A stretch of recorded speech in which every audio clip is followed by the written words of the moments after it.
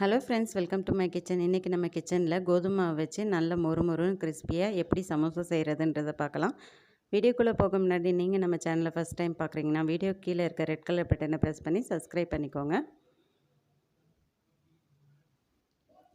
இந்த ரெசிபி பண்ணுறதுக்கு முதல்ல ஒரு பாத்திரத்தில் ஒரு 1.5 கப் அளவுக்கு கோதுமை மாவு சேர்த்துக்கிறேன். இப்போ இது கூட ஒரு அரை ஸ்பூன் அளவுக்கு உப்பு சேர்த்துக்கலாம். உப்பு சேர்த்து கொஞ்சமாக நல்லா கலந்து விட்டுறலாம். இப்போ இது கூட ஒரு 3 டேபிள் ஸ்பூன் அளவுக்கு நல்லா சூடு பண்ண எண்ணெயை வந்து சேர்த்துருக்கேன். இப்போ இதையும் வந்து ஸ்பூன் வச்சு நல்லா மிக்ஸ் பண்ணி விட்டுறலாம். ஸ்பூன் வச்சு மிக்ஸ் பண்ணி விட்டதுக்கு அப்புறமா நம்ம கையை வச்சு நல்லா கலந்து விட்டுக்கலாம். நல்லா வந்து கலந்து விட்டுருங்க. எண்ணெய் வந்து மாவோட எல்லா சைட்லேயும் வந்து பரவுற மாதிரி நல்லா கலந்து விட்டுருங்க. மாவு வந்து இப்படி பிடிச்சு விட்டிங்கன்னா அதை மாதிரி பிடிப்பிடணும். அப்போ தான் வந்து கரெக்டான பக்குவத்தில் இருக்குன்னு அர்த்தம். உங்களுக்கு எண்ணெய் வந்து பத்தலைன்னா இன்னும் கொஞ்சம் நாளும் சேர்த்துக்கலாம். எனக்கு வந்து கரெக்டாக பிடிபட்டு வர மாதிரி இருக்கனால நான் வந்து சேர்க்கலை. இப்போ இது கூட கொஞ்சம் கொஞ்சமாக தண்ணி சேர்த்து நல்லா மாவு வந்து சப்பாத்தி மாவு பதத்துக்கு வந்து பிசைஞ்சு எடுத்துக்கலாம். தண்ணி வந்து கொஞ்சம் கொஞ்சமாக சேர்த்துக்கலாம். அப்போ தான் மாவு வந்து கரெக்டான பக்குவத்துக்கு பிசைஞ்சு எடுக்க முடியும். இப்போ மாவு வந்து நல்லா பிசைஞ்சு எடுத்தாச்சு.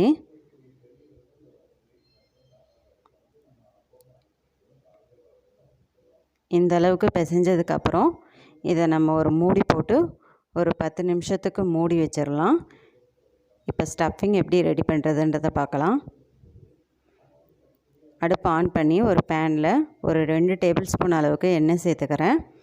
எண்ணெய் லேசாக சூடானதும் 1 ஸ்பூன் அளவுக்கு சோம்பு சேர்த்துக்கலாம். ஒரு 8 பூண்டு பல் பொடியாக நறுக்கி கட் பண்ணி வச்சுருக்கேன், அதையும் சேர்த்துக்கலாம். 1 இன்ச் அளவுக்கு இஞ்சி வந்து பொடியாக கட் பண்ணி சேர்த்துக்கிறேன். இது கூட இஞ்சி பூண்டு பேஸ்ட்டை விட இப்படி கட் பண்ணி சேர்த்திங்கன்னா வந்து அந்த ஸ்டஃபிங் வந்து ரொம்ப சூப்பராக இருக்கும். இப்போ இது கூட 1 கப் அளவுக்கு பொடியாக நறுக்கின வெங்காயத்தையும் சேர்த்துக்கிறேன். கொஞ்சமாக கருவேப்பிலை சேர்த்துக்கலாம். இப்போ இதை லேசாக வதக்கி விட்டுறலாம். வெங்காயம் வந்து லேசாக கண்ணாடி பதம் வர வரைக்கும் லேசாக வதக்கிக்கலாம்.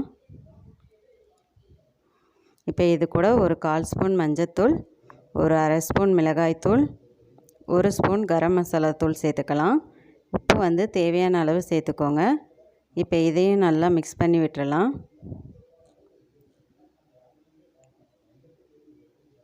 இப்போ இது கூட ஒரு 3 உருளைக்கிழங்கு வேக வச்சு மசிச்சு வச்சுருக்கேன், அதையும் சேர்த்துக்கலாம்.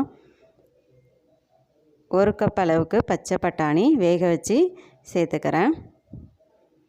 இப்போ இதையும் நல்லா கலந்து விட்டுறலாம்.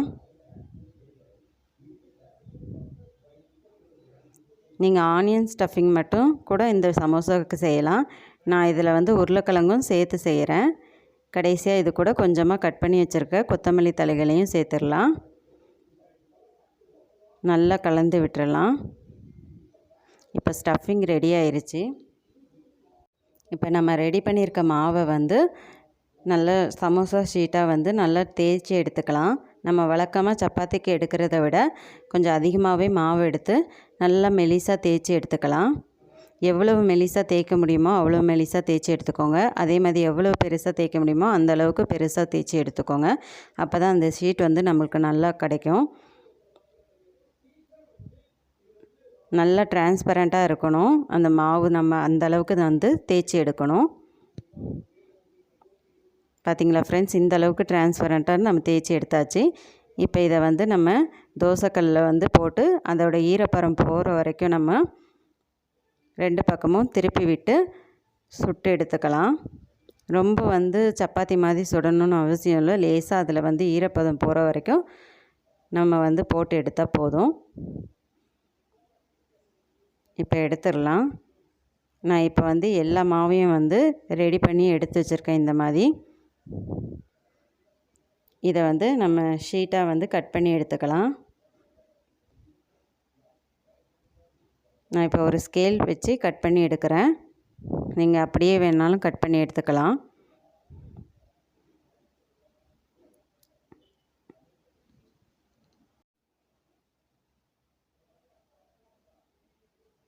இந்த மாதிரி கட் பண்ணி எடுத்துக்கோங்க. இப்படி முனையில் இருக்கதும் வந்து இதை நம்ம வேஸ்ட் பண்ண போகிறதில்ல. இதையும் வந்து நம்ம வந்து கட் பண்ணி ஃப்ரை பண்ணி எடுத்துக்கலாம். இந்த அளவுக்கு வந்து நம்மளுக்கு வந்து ஷீட்ஸ் வந்து கிடைச்சிருக்கு.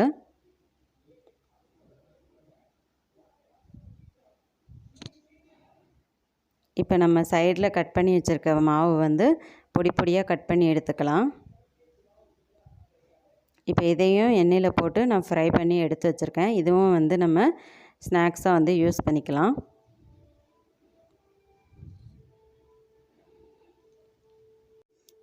இப்போ பைண்டிங்க்காக நம்ம வந்து மைதா பேஸ்ட் ரெடி பண்ணி வச்சுக்கலாம். ஒரு பவுலில் ஒரு 2 டேபிள் ஸ்பூன் அளவுக்கு மைதா சேர்த்து அது கூட கொஞ்சமாக தண்ணி சேர்த்து நம்ம பேஸ்ட் பக்குவத்தில் வந்து கலக்கி எடுத்து வச்சுக்கலாம்.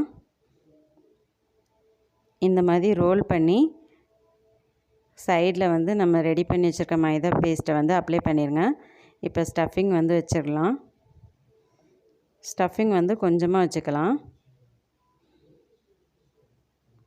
நல்லா வச்சு விட்டுட்டு நல்லா ப்ரெஸ் பண்ணி விட்டுருங்க.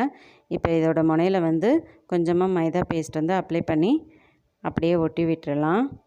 ஷீட் வந்து உங்களுக்கு பெருசாக இருந்தால் இன்னொரு ரோல் வந்து கிடைக்கும். இது வந்து சின்ன ஷீட்டுன்றனால இந்த அளவுக்கு தான் கிடைச்சிருக்கு. இதே மாதிரி மீதி இருக்க சமோசாவையும் நம்ம ரெடி பண்ணி எடுத்து வச்சுக்கலாம்.